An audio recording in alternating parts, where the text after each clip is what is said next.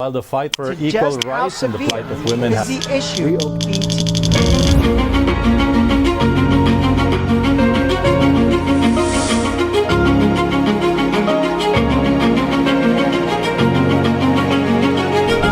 Sa Pilipinas at sa buong mundo, maraming tao ang nakakaranas ng diskriminasyon dahil sa kanilang kasarian at sexualidad. Ito ay isang malaking problema na nagkaaapekto sa ating lipunan.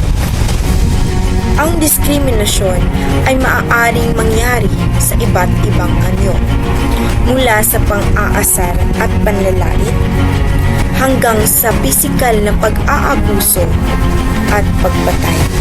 Ang mga taong kasapi ng LGBTQIA+ ay madalas na nagkakaranas ng karahasan at diskriminasyon.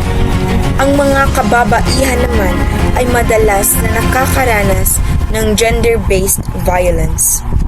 Mayroon ding mga kababaihan ang nakakatanggap ng mas maliit na sahod kaysa sa mga lalaki sa parehong trabaho at posisyon. Ngunit, hindi tayo dapat sumuko. Marami tayong magagawa upang labanan ang diskriminasyon at itaguyod ang pagkakapantay-pantay. Maaari tayong magsimula sa ating sarili. Magkaroon tayo ng kamalayan sa ating mga salita at kilos. At iwasan natin ang paggawa ng mga bagay na nakakasakit sa damdamin ng iba. Maaari rin tayong sumuporta sa mga organisasyon na nagtataguyod ng karapatan ng mga kasapi sa LGBTQIA+ at ng mga kababaihan.